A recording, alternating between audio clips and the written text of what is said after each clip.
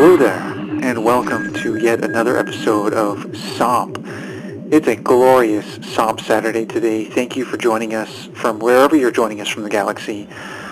We're glad you're here.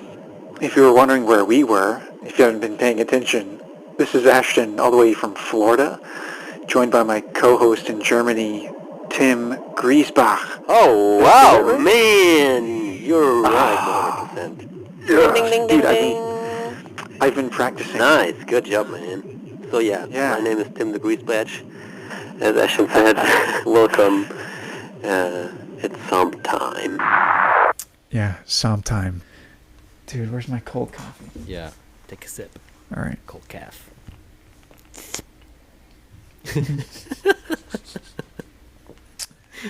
Got some high fidelity slurping. High fidelity slurping for your ASMR pleasures. On Radio SOMP 80.5, 80.5. I'm always saying 80.5. We're keeping all of this in. Yeah, we're keeping this in. We're keeping this part in. We're not editing any of that out. Patreon exclusive. Bloopers and... You can... Yeah. Legitimately, though, that would be hilarious. So, anyway, welcome. Wow, this is going to be an awesome episode of SOMP. I guess let's get into our musical experience of the week. Tim, what was your musical experience this week? I think I had several, but one of them, I have to think which one is the best probably, because there's some major ones like some very new ones we talked about. And I think that's the most, it's the Acolyte. Yeah, and hopefully everyone's enjoying. We won't talk about it, so no worries about spoilers. We're not talking about Acolyte right now. We won't mention anything, but we have, some special Acolyte talk on their own specific episodes. Check those out after you watch the Acolyte. That's a good musical experience to have, Tim. We'll just leave it at that. Yeah, so what's yours, man?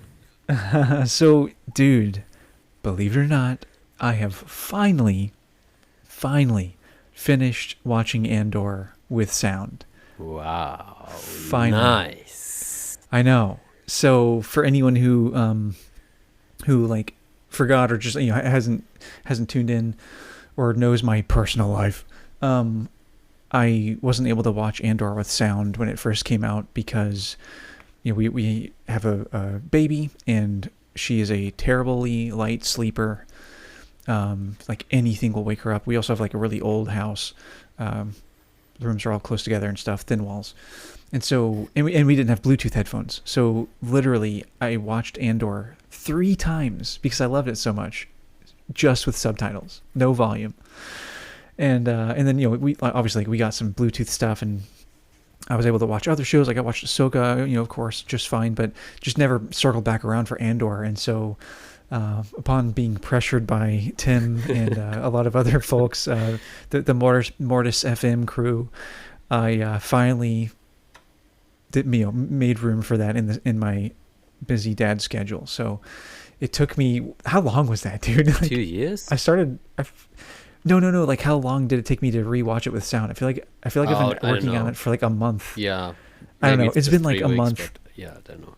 Yeah. About a month time to like watch it all. So it's very magical for our podcast to have this valuable experience right after you've seen it for the first time with sound, man. Yeah, that's like, great. It was an incredible, like, that is my musical experience. I guess it could be of the month, but definitely of the week to have finished that with sound. Yeah. Sweet. I'm very excited for you, what you're going to say about your experience. Yeah. Yeah, like I said, like, for anyone who hasn't watched Andor, like, do that. But also, spoiler alert. So, and I do still need to like watch some of the interviews with Nicholas Britell. Same. Maybe we can kind of like, go through those in an episode coming up. But I know that there's a lot of cool stuff to hear like from Nicholas himself. But I say that to segue into like, I knew that there was something that had to do with like the intros of each episode, and like how it kind of evolves and changes. But I didn't know what that theme was. We covered it obviously a little bit. I think we played the main theme in our Composers 101 episode, but You anyway. heard the some source music for the first time in our show. Yeah, in the source music, with the brass band. So that was cool to see that. We'll talk about that. But the intros to each episode, really moving. Like to hear this evolution. One thing that I noticed, and I'll probably end up doing a breakdown video of this on Instagram, but one thing that I noticed was kind of in the middle of the season, the theme kind of gets muddled or like lost in a way. Mhm. Like it's not very clear. Mhm. The theme it's just very like washy stuff. Like not the theme isn't being played clearly, I guess.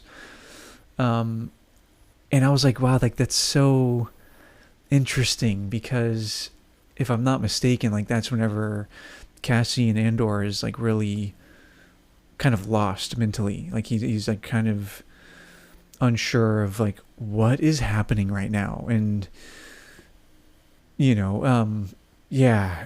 which specifically it was on, I think it's the Narkina 5 episodes, or at Makes least the sense, first yeah. couple. I'm not 100% on that. I should go back and like catalog those, but I'm almost positive it's the Narkina 5 episodes where it just kind of like, it's just like really unclear, the intro theme. It's just, it just fits so well because Cassian, he is like, oh my God, like I'm stuck here.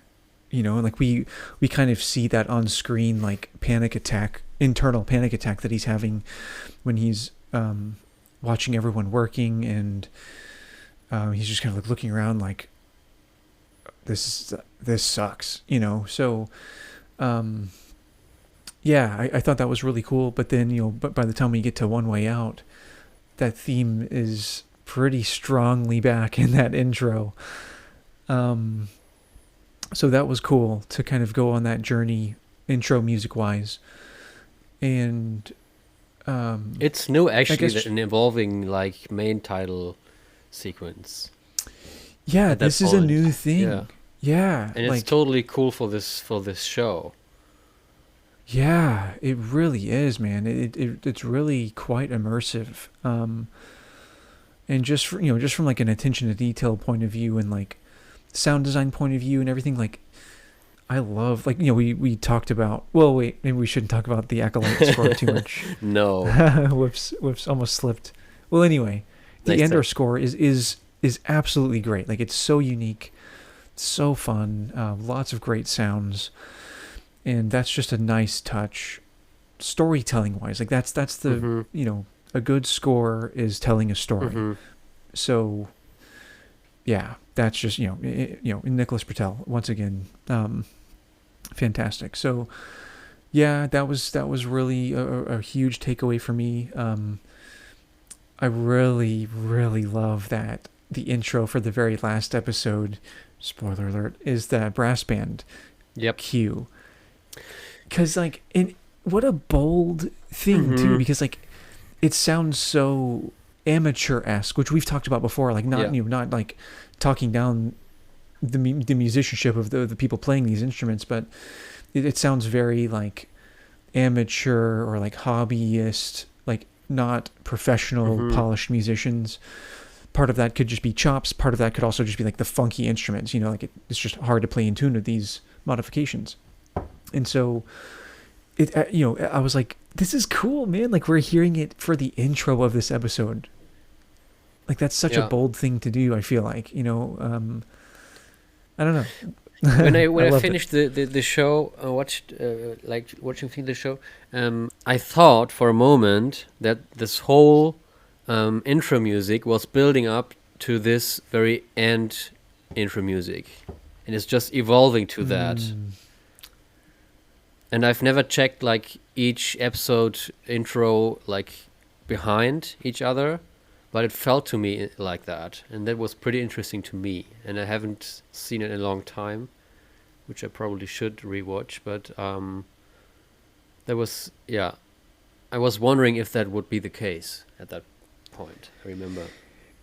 Yeah, it's kind of wild, especially to like have all of this kind of like orchestral and like electronic sound design build up of this theme, and then we cap things off with like this brass band. You know, it's just just a really unique take, really a really bold take as well. So yeah, loved that. The music, dude, the most emotional experience I had with Andor was actually One Way Out. Yeah. Listening to it without sound, like, it was a powerful episode, but I didn't get emotional during it. But dude, this time with sound, legitimately, I was tearing up during One Way Out. Yep. And I guess it was just like the sound design, but also just the music for that scene. I should have thought, I didn't think we would be like going all in on this for this episode, so I didn't prepare like the clip of One Way Out, but that music that was playing while they're like all running through the halls is so moving. Yeah. I wrote it down on my forever expanding list of breakdown videos to do, because I was so moved by that cue. It is so supportive of the emotions going on, because I cried so hard in the very end when they're standing like on the edge and like jumping, dude. And he's like, I can swim, and it's so moving, man. Oh my god. And the music dude. is just so supporting this whole mood and this whole release of all the tension. And it was so I'm missing the English word for that, but so the release of this very stuck emotion was so intense, and it is supported by the music of Mr. Brutal.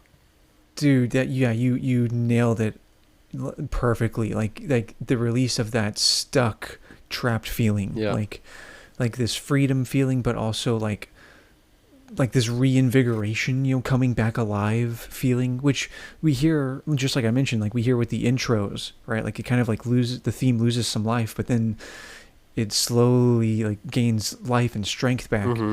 And just, the spirit of that episode, man, is captured so well, at the end of that. And freaking, I didn't realize that Luthen's speech happens in that same episode. Yeah, it's crazy, man. That's such a peak episode. Yeah, I got goosebumps right here. Yeah, like, and also hearing Luthen, right? Like, this is my first time hearing everyone's accents. Like Tim, I didn't realize he is not you. Douchebag Tim. We didn't realize that he. I didn't realize he had a Scottish accent. Like, that's so funny to me. But yeah, like Luthen, hearing how he delivered that speech was like, whoa. Yeah, and man, just another thing I want to talk about is from a sound design perspective. Well, two things actually. One, the voice on Narkina 5 is creepy, dude. Yes, sir. I did not realize like how like off-putting that voice was, which is funny because like when they get into the control tower, there's just like some dorky dude like, get back to your cell. Yeah. And it, like, Morse's voice, but like, oh my god, dude, like that voice on Narkina 5 is so creepy to me. Yeah. It has to be, but it's so well done. It's so well done. Yeah. Just gives me the creeps. I mean, the whole thing, like you're stuck there, like it's very claustrophobic creepiness. But the other thing that was just mind-blowing to me was during the last episode, whenever all the blaster fire is going on, I think that's like, obviously I think that's like the most action we get is during that episode. Dude, those blasters, like the blaster sound, it is like with beautiful. The stormtroopers on the gallery standing and firing down. That one. So yeah, that, but just like on the street too, like just any of the blaster shots in that episode, specifically, we're like, dude, just they have the most punch that I've heard in any like on the Battle of Geonosis we have blaster fire, obviously, like everywhere, like Order 66, like there's blaster fire and stuff, but like it's closer to reality somehow, bro. Like it sounds so punchy and like, but not too, but not like a mechanical sound. It still has that like plasma sound, like the classic Star Wars blaster feel, but with like a kick and a punchiness to it. Like I could almost like feel the recoil of the blaster. Like it's so in the foreground of like sound design. Yeah, dude, I was blown away by those blaster shots. I just like fell in love with that so much. You're right. Like kind of like the whole sentiment with Andor is this kind of in reality view of the Star Wars galaxy, and I mean everything down to that. Same goes for the first time we hear is just one TIE fighter we hear, and it's so frightening, man. Gosh, dude, it is it's so frightening, and it's just one TIE fighter zooming through the landscape. It's so, oh man, dude, it's so good. Yeah, man, I didn't. That was a whole other element to this show that I didn't realize. Like, I mean, we've seen tons of TIE fighters, but like, realizing that they're all screaming, and really when you're on your own and you go and just hear the sound, you know what's coming. It's just, man, dude, yeah, there is just a level of. Yeah, I don't even know like how to properly describe it, but yeah, just I guess it's so intense, if you were to, man. Yeah, like just so intense, and like if you were to be right next to it, or like if it was here on Earth, like what would it sound like, And it's like the Empire is designed to be frightening to outstanding people, and to like keep people down, keep the civilians down, and keep them like frightened, and this. Yeah, that's true, man. That's true. Perfect example for that. Yeah, exactly.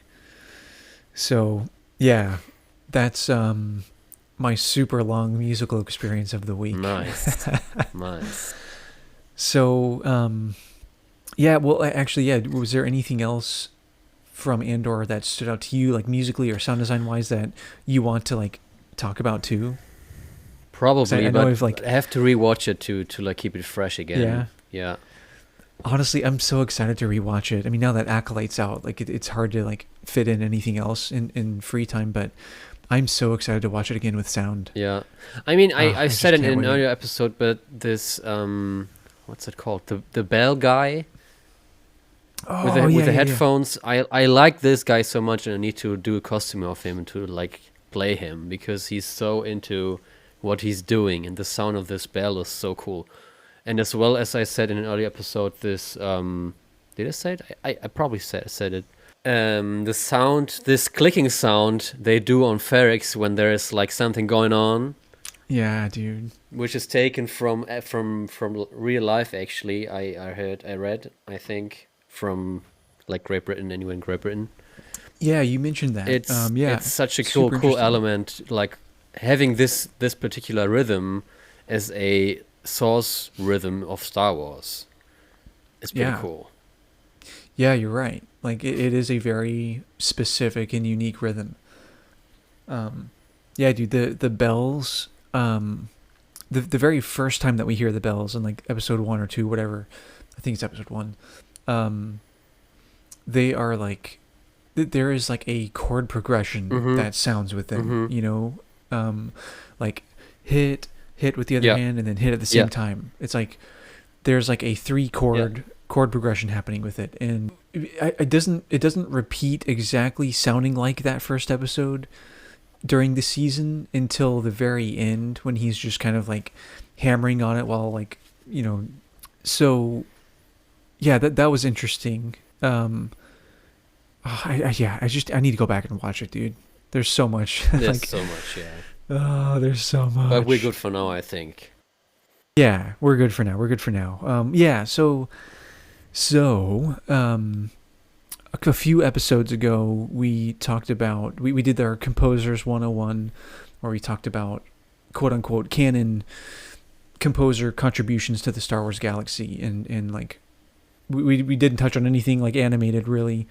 Well, no, we did. Sorry, I'm thinking of source music. Yeah, we touched on like the Clone Wars and stuff. So, but we didn't touch on Legends stuff, and there's a lot, and so what Tim and I figured we could do, and please like anyone, like let us know if you want more of this.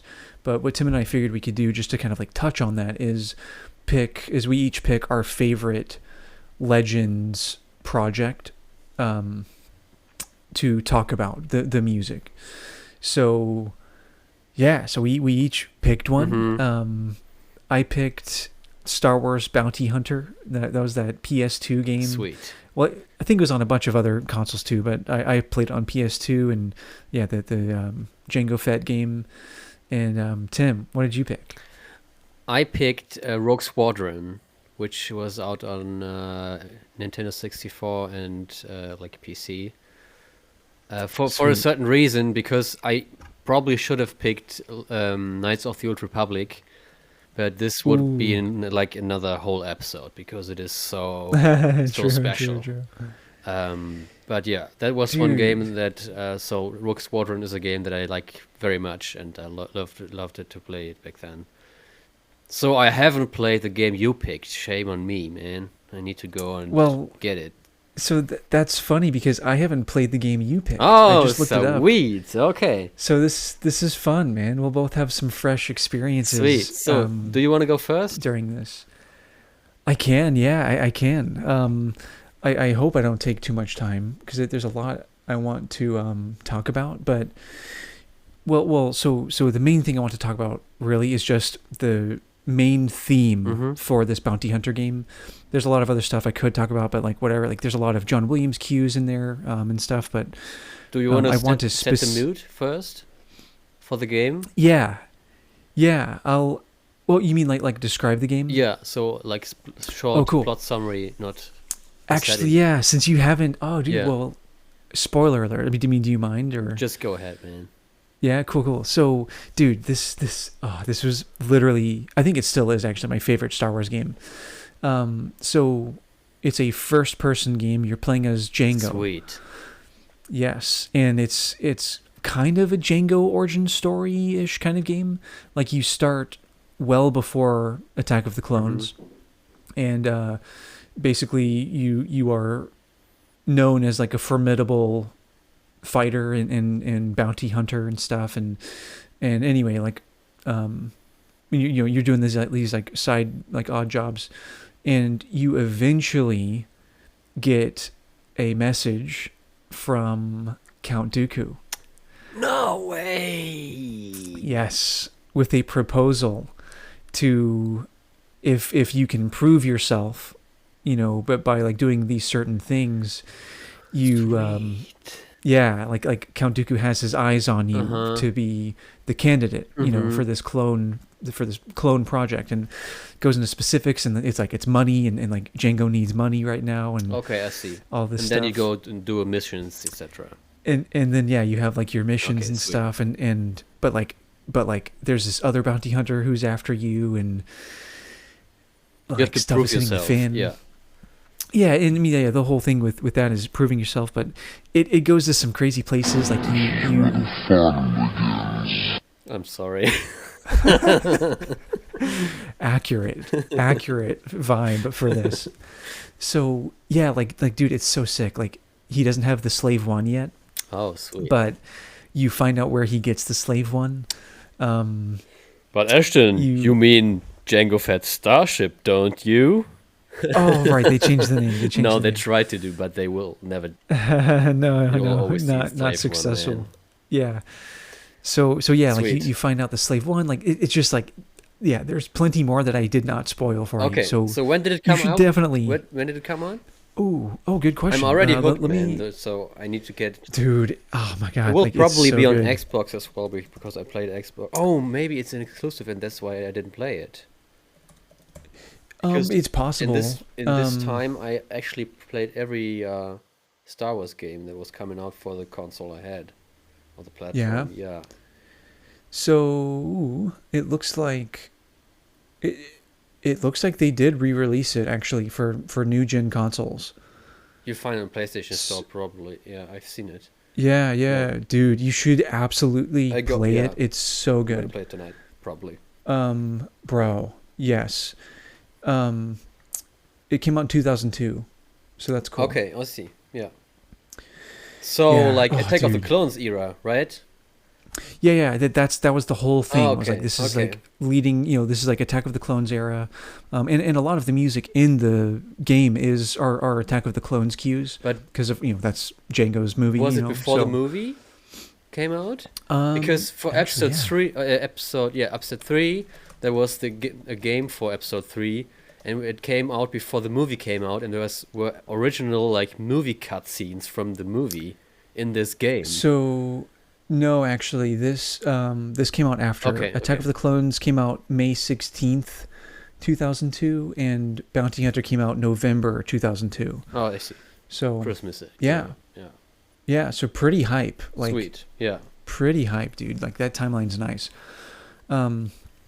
Yeah, definitely, yeah, my favorite. But the main theme for this game was written by Jeremy Soule, is his name. Jeremy Soule is the one who wrote the music for the first Knights of the Old Republic game. He also wrote the music for... Oh, yeah, sweet. Yeah, he also wrote the music for all of the Harry Potter games and Skyrim as well. Sweet. So, yeah, I guess... should I just play the theme? Yeah, sure, do it. I don't know like how much of this theme we're allowed to play on like a podcast form, but... I guess I could just play it. Yeah. Let's just play it.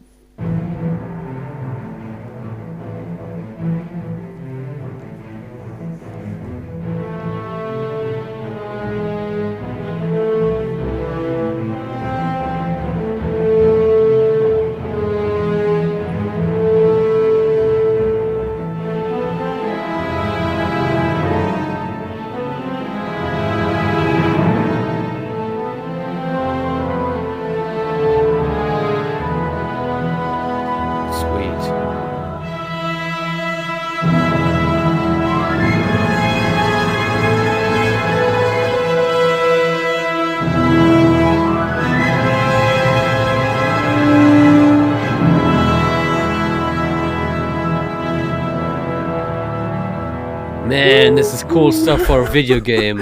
What's going on, man? Like, I have goosebumps. Wow. Like still to this day I get goosebumps from this theme. It is so sick, right? It is so good. And it's so good. And like that's it. And then like that just loops. Like if you're on the main title screen or whatever, like that just loops over and over. It's a perfect loop. It's beautiful, dude. So yeah, man. Sweet. Yeah, some things that I kind of want to mention is like it sounds so Star Warsy, right? Yeah, totally.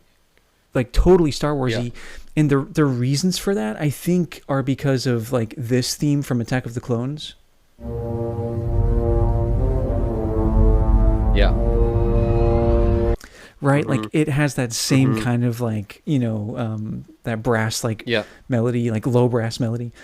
And just like some other things, but also here, let me... So cool, man. It is so cool, dude. And you said it's the same composer as from like Knights of the Old Republic 1, right? Yeah, the first Knights of the Old Republic. You can hear that actually. Oh, really? Yeah. Sick. Yeah. I haven't checked out that score in a minute, so that's awesome. I love that. So, yeah, dude, like the other thing is we kind of have that like, which John Williams does this a lot, but it's almost like this flamenco style harmony, right,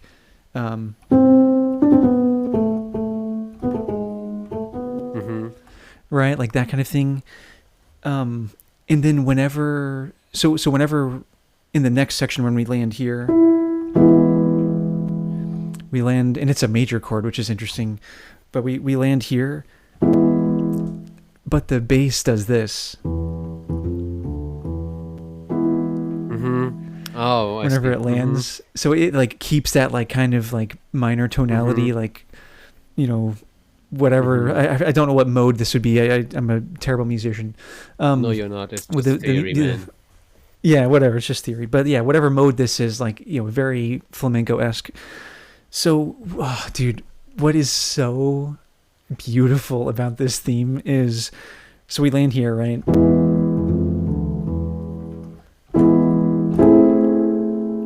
And then we land on that minor major 7 chord, which is, so we have a minor chord with the major 7 on top. What does it mean for non-musicians? So for non-musicians, it means mysterious and dissonant, and I don't know, what are some other good words for that? Those are pretty good words. Yeah, I think that pretty much sums it up. But it's like, again the last chord of James Bond's main theme.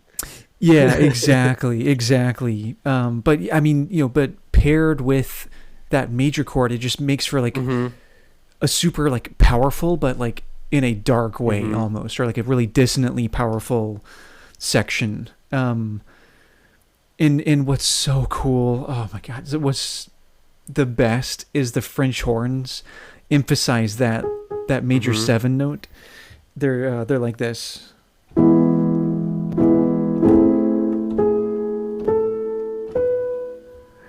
And then they stay there for the next go around, you know. And then whenever this repeats again, they instead of emphasizing the major 7 up here, they emphasize this. So they like jump down an octave and like do another walk up. But dude, I just love it so much.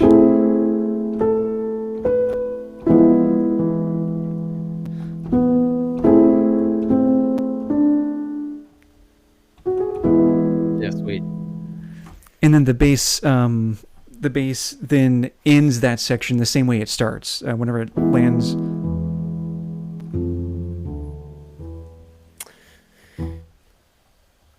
It's such an interesting choice because right? Because it's about a bounty hunter. And you have this flamenco-esque vibe, as you mentioned, and to pair those two is pretty odd, actually. It is, but it makes sense somehow, like in this style. Set it in this style. Yeah, it just works so freaking well. I mean, nowadays, if I would be in charge to write the score for the same game, right now, I'd look for like a New Zealand Maori vibe to go with. Yeah, right. But for this time, it's a very nice approach for this gig. Yeah, actually, I totally agree, and it fits really well into, you know, because like the episode 2, you know, the Attack of the Clones soundtrack is like all throughout the game. So this fits right into that. Yeah, you know, totally. like we get a lot of that stuff, like in a lot of Naboo scenes and stuff. And yeah, man, like it's just so nice. Another quick thing I want to mention is this ornamentation that you can barely hear, but it's there. We have this ornamentation during that big section.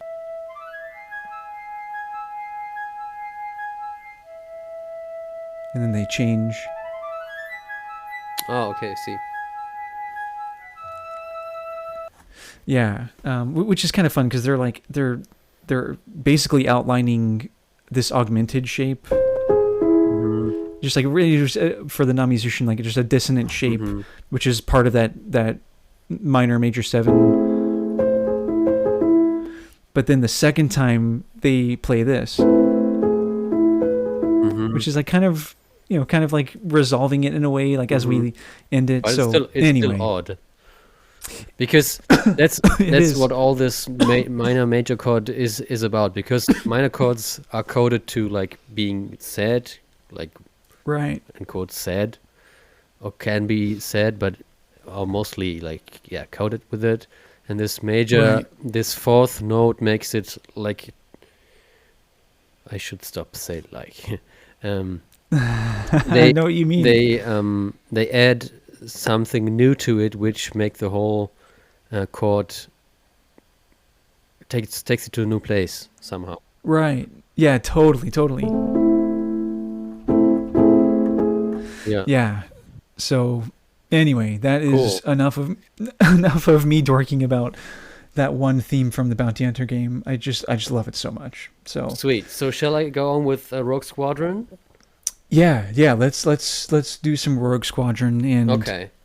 yeah. Sweet, because Rogue Squadron, it came out in 1998, just before, Wow. after the dark times of, well, we have no more Star Wars, and just before That's the Phantom Menace crazy. releases. Yeah. And before this game came out, was Shadows of the Empire, where you play a smuggler. It's one of Right. those very classic games, and then one of the first levels is the Battle on Hoth. Oh, So, and sick. from there it That's goes Rogue Squadron, and we have actually somehow a simulation of like X-wing flying and Y-wing flying and several other ones. And Huh. it's you go on missions and you fly on different planets. We know like from the movies, but some we know just from the movies, but we haven't seen them, like Corellia or Cool. let me just check real quick. Corellia, Sullust, Chandrilla, etc. Wow. Castle. No way, man. Yeah, That's sick. it's a very cool approach, and this whole game has actually it got several awards for like the visuals, the graphics, but as well for the sound effects and the music, because it has about 40 minutes of sound and music, which is pretty much for a video Wow. game. And For back then, especially. yeah, dude, yeah. Like, that's a lot. I mean, the sound is compromised to Wow. this MIDI sound because it's just like the second course. generation of like consoles. Yeah, of course. But in general, it is such a nice blend of the 100% OT vibe plus a little extra to make this whole, we are pilots, we need to go on briefing missions and blah blah blah blah blah. And it's very fresh, refreshing to me. And Yeah. the voice actors doing like exceptional good jobs. They have all this calm statics and go all this, yeah, my shields are down and blah blah blah blah blah. It's cool. so cool. And yeah, that's this game actually. And I sent you some tracks, and you could play some to get in like Yeah. get an idea of it. And Yeah, let me know. I have the titles all yeah, right here. do the titles first. So Yeah. yeah, and then just give me the signal whenever to turn it off, and yeah, let's listen to this.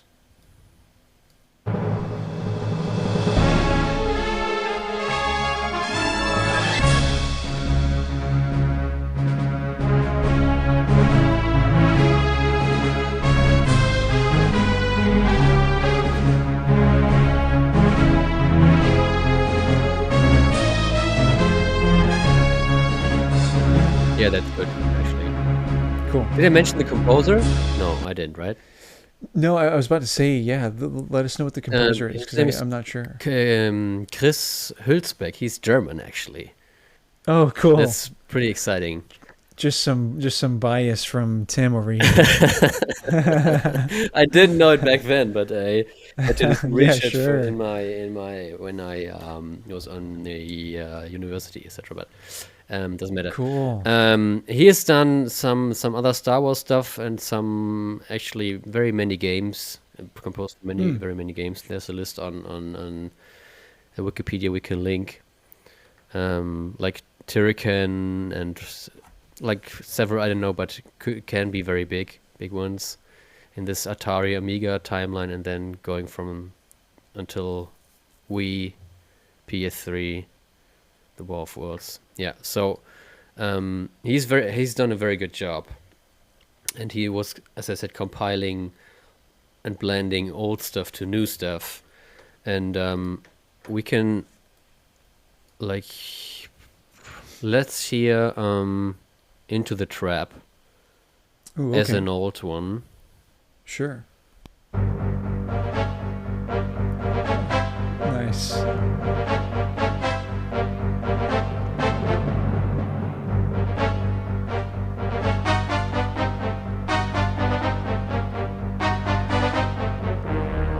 we all know the rest. It's just Yeah, for transferred sure. to this medium to, like, because of storage reasons and technical reasons, it has to be compressed in this MIDI sound, and it sounds nowadays it sounds odd, obviously, but when you play it, you're immersed, actually. Yeah, I mean that's the thing. Like we all have such a connection to these Yeah. themes, and that's one of them.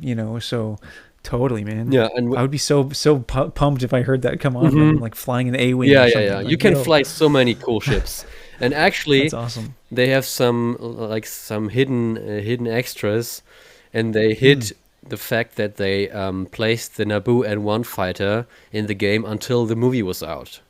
No Yeah. way. That's cool. Pretty cool.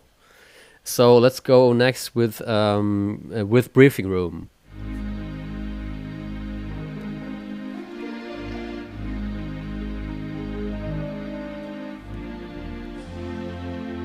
I'm gonna go and talk over this because it's a very good background music, and you can just change, like, you get to choose your next missions, and have a projection of the missions, and that's the briefing room. That's cool. Yeah, That's cool. and then you go to the hangar, go play the hangar, sure. to choose your starfighter, which is very cool because it has a twist.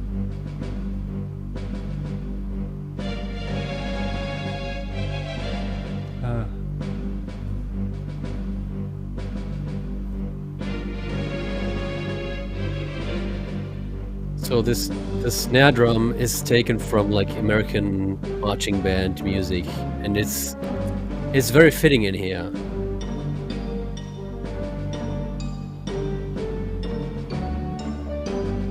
Yeah, it's enough. It's very cool. yeah, very it is cool. very cool because it is so fitting to this whole game.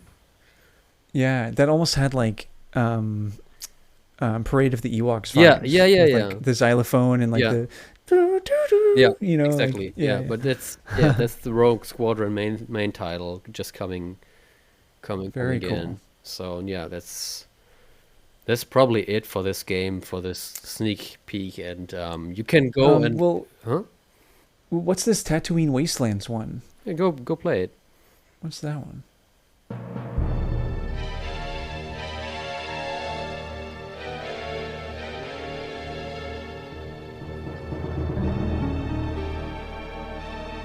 So you fly over Mos Eisley and Tatooine, over Luke's homestead, Jabba's palace, Vegas Canyon. Very cool. Yeah. Like just really like dissonant and mysterious sounding. Yeah, cool.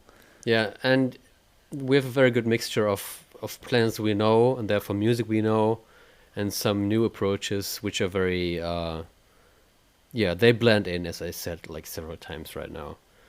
Yeah. How about City in the Clouds? Is that like the common one? Go play it. Just MIDI? Okay.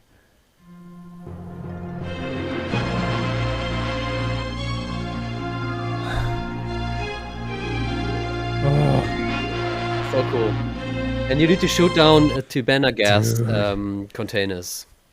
Oh, cool. Like this kind of stuff. Oh, that's such a good theme. And it's cool to hear that in MIDI. I haven't heard that before. It's usually it's just the most necessary instruments are in there, but it's just enough to right. Yeah, exactly. No, that's awesome. As someone who hasn't invested in like or figured out how to like use professional sound libraries and like make what sounds like a real orchestra, like from MIDI, I can appreciate this. Like, yeah, that's cool. It was a very state-of-the-art game at that time. Yeah. And the Nintendo version there was a certain extension pack you could like boost the graphics, and people were saying, like critics were saying, when you go back, you don't want to go back from this. And the Nintendo version got like higher rates than the PC one. Oh, wow. Interesting. Yeah. And it had 2 sequels or 3. And I like 9 years ago, I started to buy like a GameCube and this game to play it finally, and it's a nice series of games. And Nice. I'm a huge pilot fan and all those starfighters, so these games are gold for me. And I was appreciating that they rekindled this fire in Squadrons. So it's a small game, just this again, but in like modern version with a nice story arc. But when you play it in VR, you are in the game, man. That's so awesome. Yeah. Yeah, and that's what was one of the first X-Wing simulators going on, and that's Rogue Squadron. Yeah. That's awesome, dude. Yeah.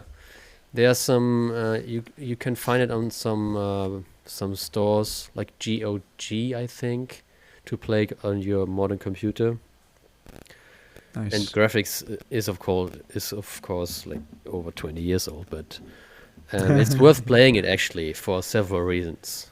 Because having this in this time, like in the late 90s, the games were so a mixture of so many old, especially in music terms, so much old music taken and sampled from the OT and put into new context of new story arcs, new characters, etc.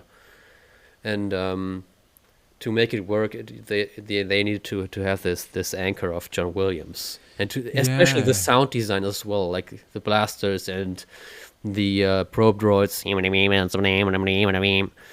All this makes you instantly connected to this is Star Wars. Yeah, totally. Yeah. And I like this time very much because I played as a kid, obviously, but it has a certain value to play, like to go. It's just like I really say like very often. You can make a drinking game out of this. I need to learn, but we'll all be dead. The games for me were what to other were the Legends books and comics. So the games were an add-on to the movies or to the stuff we had. And I was I'm still very into this. Yeah, sweet. Well, I can't wait to hear what you think about Bounty Hunter.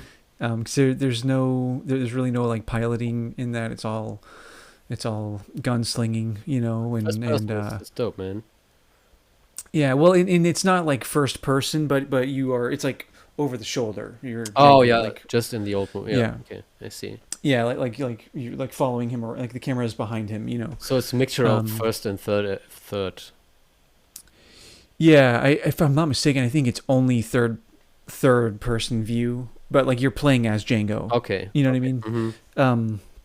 Yeah, but the combat, I won't spoil anything. I think you'll enjoy it. Yeah, I think so too.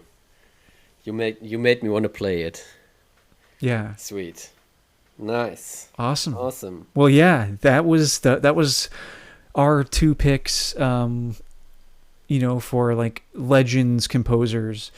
I mean, shout out to like Andy and everyone who's like contributed to the musical Star Wars galaxy. But yeah, I mean, those are our two picks. Everyone let us know if like there's another one that you grew up with that you still think about, right? Or like still resonates with you. Yes. We would love to talk about it and tear it apart. So yeah, and as I said, Knights of the Old Republic is one of the big games, and having a new timeline, new period, new era, which is a very dope score as well.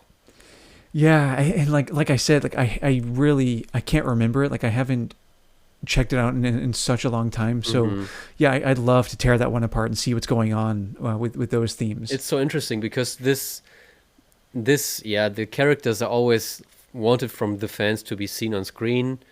And you sent me a post about like Leslie Headland wanted to do this.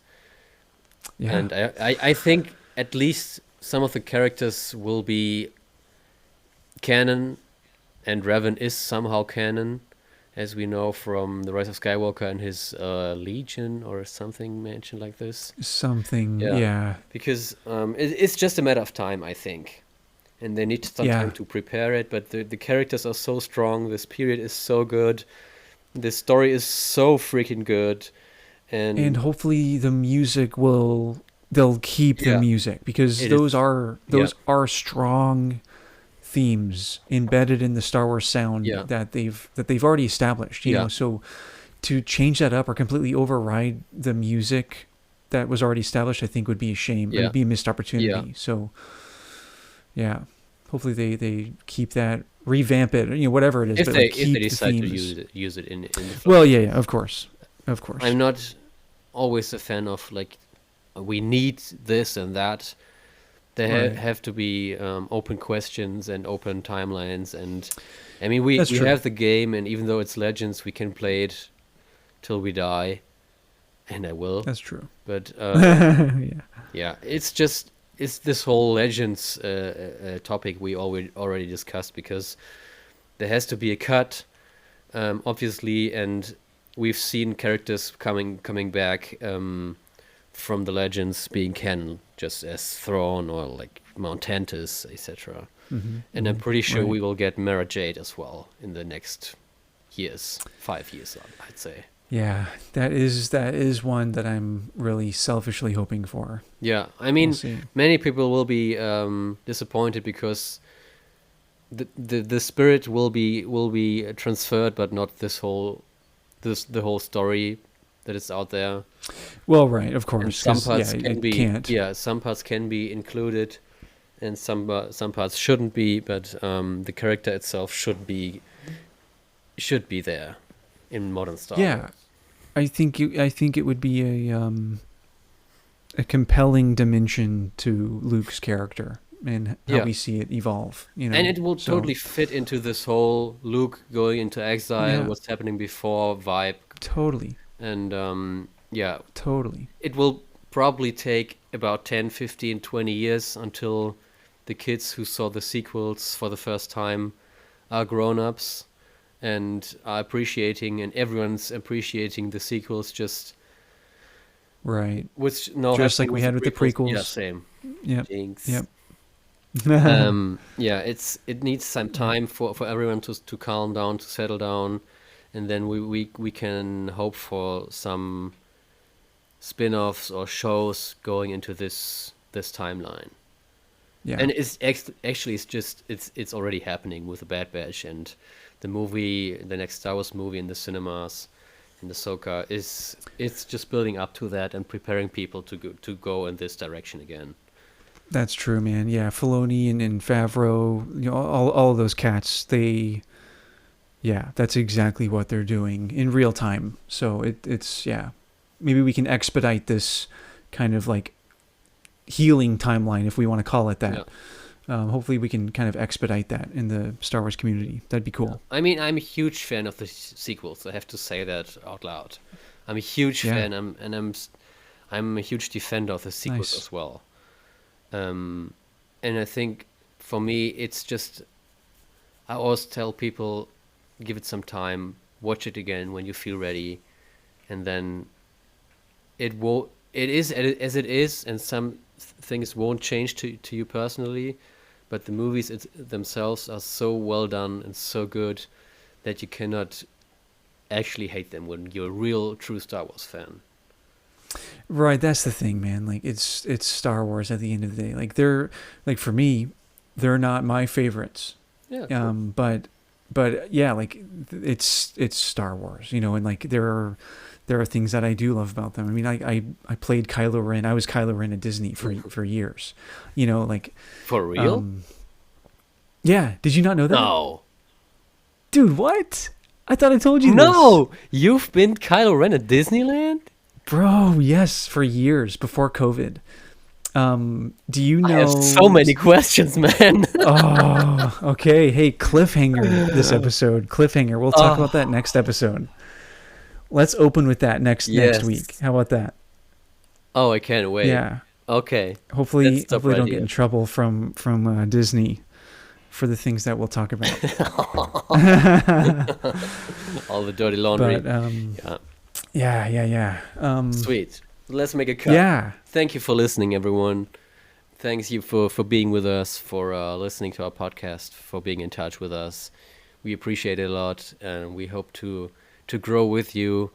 And we're excited for your feedback, for your comments, for your thoughts.